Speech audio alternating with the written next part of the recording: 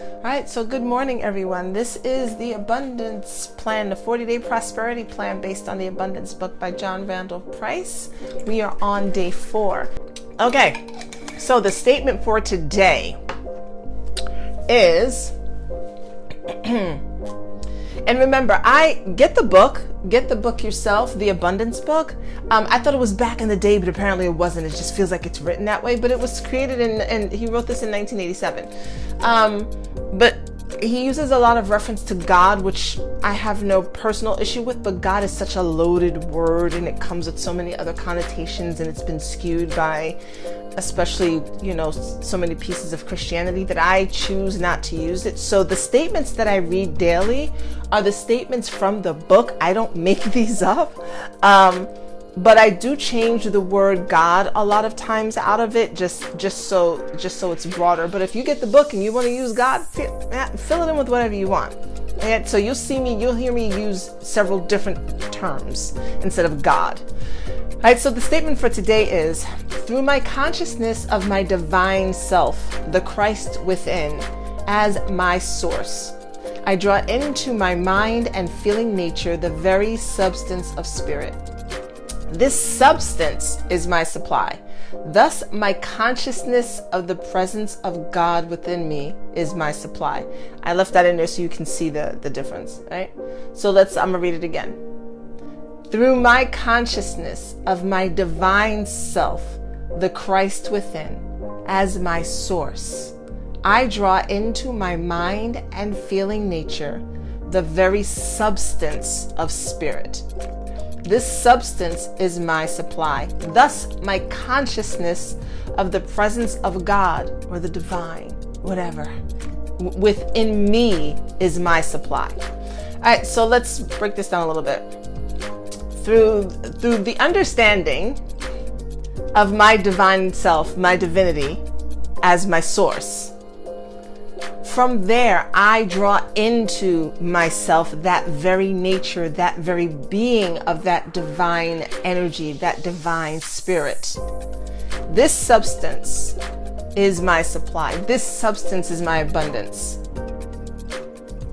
Thus, my consciousness, my knowing that this divine spirit, right, is within me, that is my supply. All right, so today we're going to talk a little bit about, a small amount about the Christ, the Christ that most people know about, Yeshua, Jesus. And we're going to talk about the ego. What Yeshua and all of the other teachers came to show us was our supernatural ability. They came to show us what is possible when we connect with the divine self within us. When we connect with that God spark, with that all source, with that which created us, when we connect with that and live from that place, our lives are limitless. And then so, everything else flows, including money. Including money. But once we connect with that piece of us, that's what they came to show us. That's what Yeshua the Christ came to teach us. Not that he should be worshipped as something separate or otherworldly or, oh my God, or that he wasn't somehow born from sex. Y'all, be mad if you want to. His mama had some sex. There's not a human being that wasn't created and put on this earth that didn't come from sperm and egg. So, Yeshua came to show us our supernatural selves, the power that exists within us. All things that I do in my Father's name, you will do more and greater, kind of thing, right? And that's loosely quoting the Bible. That's all the time I'm going to spend on that, for real. Because I want to get into the reason why we don't tap into that, which is the ego. Now, there's nothing wrong with the ego. When you study psychology, you learn that the ego is the I. It's the part of you that is forward-facing consciousness. It's the 2-year-old in you that says, this is mine, give me, no, I want. We need the ego. The ego is important. The ego is important for survival. The ego lets us know I'm hungry, I'm tired, I'm sad. The ego is necessary. From a spiritual standpoint, the ego has run amok. And you have to look no further than literally probably your own actual backyard, like your neighbors, to see how much the ego has run amok. If you look at the United States, the ego has run amok. The ego is controlling everything. Everything is about me, I, mine. And in the spiritual sense, the ego has taken over the mind. The ego now determines our actions. The ego is selfish. The ego cares not about other people. It is only concerned with itself because it is concerned with survival.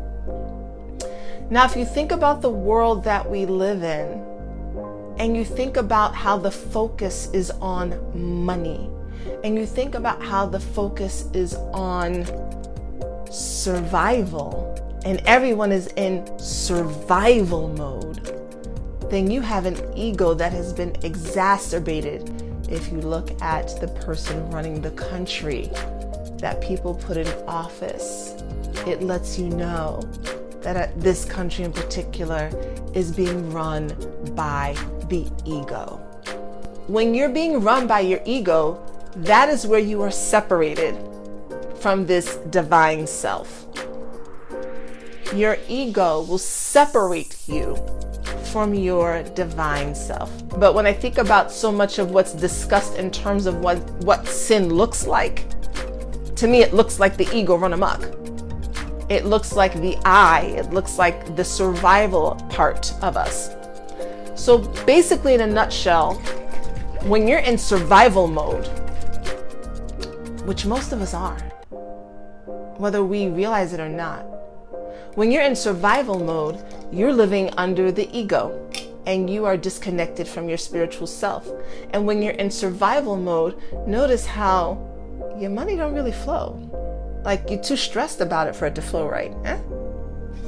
And so then if you think about this and give yourself a oh shit moment, the way that things have been designed in this country for some time now is to keep people in survival mode, is to keep you separate from your divinity, from your divine self, from your power, from understanding that you can create the life that you want. The system that has been created has kept you dependent on political systems and social systems and economic systems that are outside of you. You know, a lot of people read the abundance book because they want the flow of money in their life to change. Like, I'm gonna read this book for 40 days, I'm gonna do these statements and my money will change. It's not about the money. It's not about the money. The money flows once you understand that you are in constant connection with the flow of abundance, which is the divinity in you. The money flows when you understand that you are in constant connection to the flow of abundance, which is the divinity in you. You are the source of your abundance because you are connected directly to the source of all abundance. Your money is not dependent upon your employer, your government assistance. No. Your entrepreneurial pursuits. These are outward facing effects of your belief of how directly tied to your divine self you are. Like, let's say, a lot of people, you believe in a higher power. It's out there somewhere. It's out there, right? But you weren't taught that you're connected to it. So in your mind, well, you got to get this money. You got to work. You got to struggle. You got to hustle. Some people get caught up of a variety of races, get caught up on government assistance and then get mad when it gets cut. How could they do this to me? How could they cut my stuff, man? I need this money. I depend on them for this money. They cut my food stamps. They cut my WIC. They cut my Section 8. The dependence is on something outside of yourself. Same with an employer. They're not paying me what I'm worth. I work hard here. They need to give me more money. They need to give me a raise. I've been in that. They need to give me more money. We've put our dependence on our supply on our employer, when this is specifically saying to put your dependence on your supply and that which is divinity that runs through you, which means you are the source of your supply. The reason why this is hard for us is because, and I speak about this in other videos, we really just don't want to be responsible, y'all.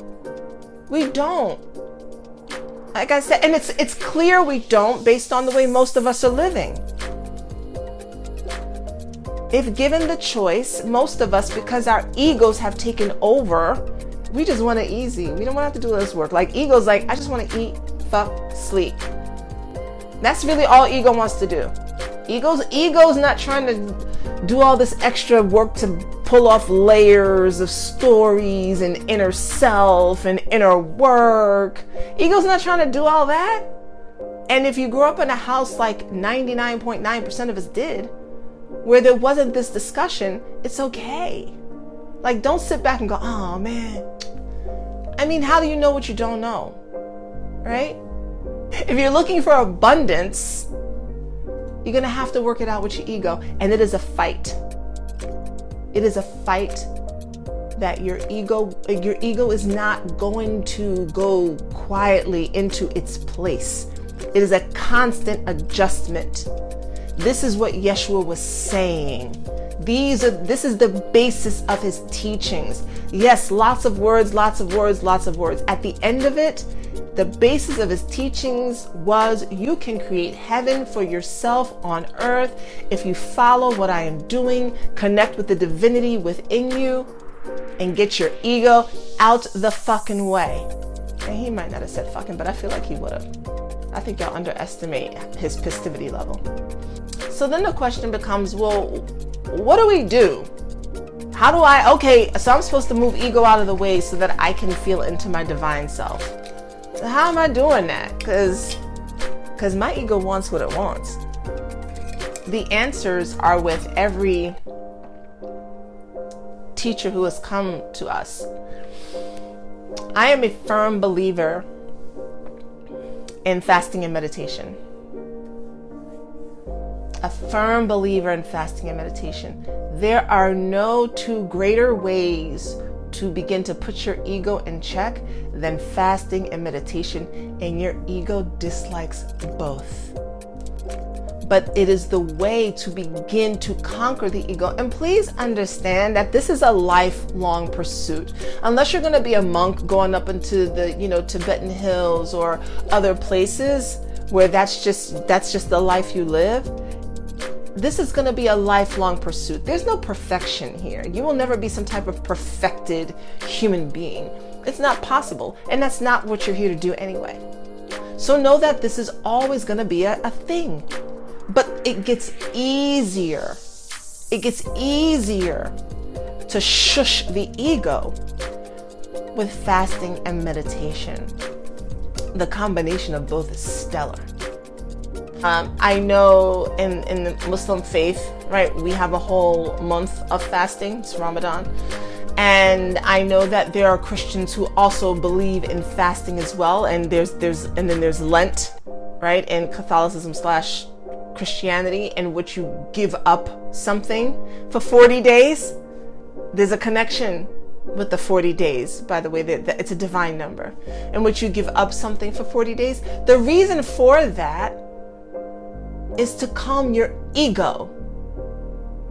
The reason you do Lent is to calm your fucking ego. What happens most of the time after the 40 days is people go right back to the thing that they gave up. Like they just be counting down the days and go right back to it. You're missing the point of the reason for doing it. The point of fasting, of giving up something, is to calm the urges of the ego. Because when you begin to calm the urges of the ego then releases its grip on the mind, and it allows for your divine self to come in and do what needs to be done so that your life improves on this earth. Fasting helps to shush the ego. The ego likes to eat. The ego enjoys food. If you've never fasted before, I recommend trying it for 6 hours. Like, don't even, you gotta, because look, you have to trick your ego. If you try to say, you've never done this before, I'm gonna fast for 3 days. Ego's like, the fuck we ain't. No. 2 hours into that shit, you're gonna find yourself overeating. Ego's like, try this again. See what happens to you. No, you gotta like trick the ego. You know, you start off small. 6 hours. Ego's like, that's not a thing. Sometimes when we're working, we go without food for 6 hours. It's not a thing. We can do that. All right, you let it know that it's okay. Next time you try 24 hours. Ego's gonna come in at like the 6.5 hour mark, like, hello? What's happening? That's when you find other things to do. And you'll know it's the ego coming in because your body can go without food for 24 hours. Your body can go without food for 40 days. By the way, Yeshua and Muhammad specifically spent 40 days. I believe Krishna and Buddha did as well. They spent 40 days in fasting, meditation, prayer. It's like the blueprint is there for calming their ego, because they were human beings. I just want you to understand that these are human beings who went through trials in order to bring these messages to you. So know that you are them and they are you. There's no separation. So back to the ego. You can go 24 hours without eating. You can go up to 40 days without eating. Your body can handle that. Your ego will tell you you cannot, because your ego wants what it wants. And the purpose of fasting is to, again, help put your ego in check. Ego's like an insect. Insects don't care about eat, sleep. Well, they don't sleep. Eat, fuck, reproduce. Spirit isn't really concerned about you eating. Like, it's not concerned about the physical. Spirit doesn't really care what you look like. It's not like, oh, the fire's hot. Don't touch that flame. It will burn your hand. Spirit doesn't care about any of that. That's not what it does. So you need the combination, right? You need the two together to work together. But for most of us, it's ego doing the work. And because of that, we are then separated from the divine self. We forget that divinity, that spirit, that soul, that is the substance that is responsible for our supply. You are connected to a constant running flow of abundance. You are already connected to it. You don't have to do anything. You are connected to it right now. You just might not know it because your ego is stopping up your pipes with its own bullshit. So one of the ways to remove the Drano, I know my metaphors are the Drano for your spiritual pipes, to remove the clog of your ego, is fasting and meditation. So I'll talk about meditation briefly, and then that'll be it. So meditation is important because meditation helps you to realign and take some control of your thoughts. And I use these terms loosely because people think if I meditate, then I'm going to empty my mind. You're not. You're not going to empty your mind. Well, if I meditate, I'll stop thinking. You're not.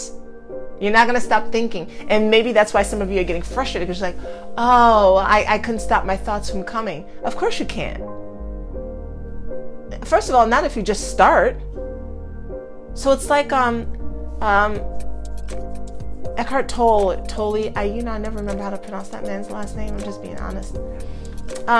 He often attributes, and he's not the only one who's done this, by the way, but he attributes the thoughts to like clouds in the sky, right? So imagine when you first start meditating, you sit down for like 30 seconds, and I've meditated over years, and depending on the time, meditation often looks like this. You sit down, you close your eyes. You know, people think they're supposed to have their hands like this. It's whatever. These are mudras. So it depends on where your fingers are. Just letting you know that this is a mudra doesn't necessarily mean that you have to use this when you meditate. You can have your hands in your lap. You can have them up. You can have them down. And there are other ways to meditate, but let's go with the seated meditation, which everybody knows the most. So you sit down, you close your eyes, and you're like, okay, I'm gonna meditate. You know, and you think you're going to do it for half an hour, right? Because you think that, you know, you're going to be like, yes, the meditator. So you sit down, close your eyes, take a deep breath in and out, and you're like, this is not so bad. I think I could do this. Okay, meditation is kind of cool. Did I leave the pot on the stove on? I don't think I left it on. No, I think I turned it off. Why am I even thinking about that? All right, I'm supposed to be meditating. No thoughts. These thoughts keep coming to my head. You know, I really should call my friend from yesterday, but I don't really want to call her. No, okay, no thoughts, no. And that's what you're doing. That's what you're doing. And then you come out of it after like a minute and you're like, you know, I can't. This meditation thing is too much. My brain is doing too much. I can't calm it down. I'm frustrated. I'm gonna get up. That's meditation. Meditation is the awareness of your thoughts, not getting rid of them. It is the awareness of your thoughts. It is knowing they are there. That is how you begin to calm the ego down, by being aware of the thoughts. We're not even aware of our thoughts. We have so much, we don't even process everything that goes on in our world. By the way, our brain can't, it's just our brain can handle it, our mind can't handle it. So it gets stored in our brain. But the mind is like, no, we only got to focus on a few things. When you become aware of your thinking, what you're thinking about, let's take money for instance. When you start meditating and you become aware of your thoughts about money, now you can work on thinking differently. But you can't even work on thinking differently about something that you're not even aware of. And meditation provides you with awareness. It doesn't provide you with an escape. You know? And when you first start meditating, you will not be calm. You will be aggravated. You might be pissed. It might last a minute. Go back and do it again. It might last a minute for 2 weeks. Go back and do it again. Eventually the last 5 minutes, go back and do it again. And next thing you know, you'll be meditating for as long as you decide you need to meditate for. And you'll be surprised. I have surprised myself sitting in meditation for an hour. Surprised myself. That's it. You are connected to the divinity within you. The teachers that have come before have come to show you that you are connected to the divinity within you. The teachers that have come before have come to show you that through methods like fasting and meditation, you can begin to connect on a deeper level to the divinity that is already within you, that you are already a part of, in order to keep the ego quiet, which tells you things like, I can't, it won't work, I need to get money to survive, I gotta struggle, I gotta hustle, I'm broke, nothing works out for me, these people are out to get me, these people won't let me have what I want, if only they would do different than I could have, if the system was different than I could have, if everybody else changed then my life would be better. I, me. That's what they came to show you. And then once you realize that you are directly connected to that which created everything, then you know that that is your supply, and that whatever abundance looks like for you can happen for you. And I promise after the first 10 days, I will tie this to sex. I will, because I'm gonna. But before that happens and y'all get all excited and come in just for sex talk, you have to understand the basic mechanics of your spirituality and your divinity before it starts feeling all salacious and fun. There's levels to this shit. So after the first 10 days, yeah, when we start over again day 1, we're going to tie this into sex. Probably not in the way that you're thinking, but it's all interconnected. All right, that is it for Sunday. Enjoy your Sunday. I love you all, and I will see you back here tomorrow morning. Have a fucking abundant day. Bye.